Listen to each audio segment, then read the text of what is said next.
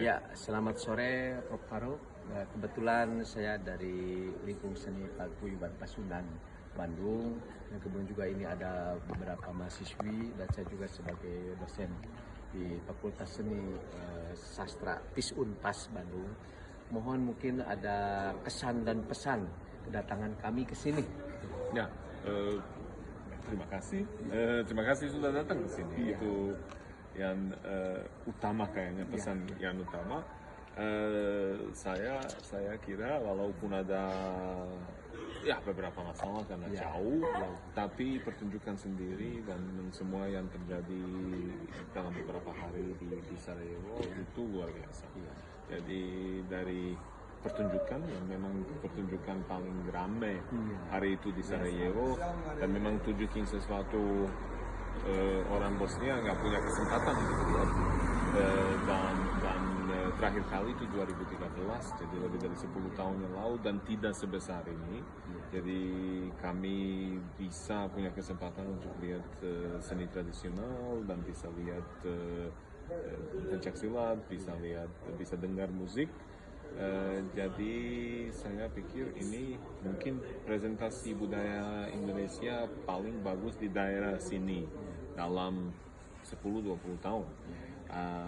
Dan juga workshop yang dilakukan di Akademi Seni Pertunjukan sama Akademi Seni Musik bikin orang terkesan, bikin mahasiswa terkesan dan sangat-sangat tertarik untuk melanjutkan. Sampai ada mahasiswa datang ke saya, gimana saya bisa ke Indonesia? Saya mau 1 tahun di Indonesia belajar tari, belajar pencaksilat.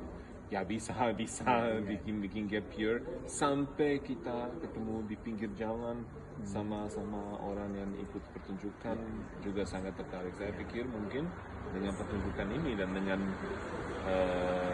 kalian semua bersama datang ke sini kali ini, harapku kita membuka kerjasama dan membuka bab baru di hubungan budaya antara orang Bosnia sama orang Indonesia, dan harap saya mungkin ini sudah menjadi reguler tiap tahun dan ada hubungan apalagi di seni budaya tapi juga di pendidikan tinggi.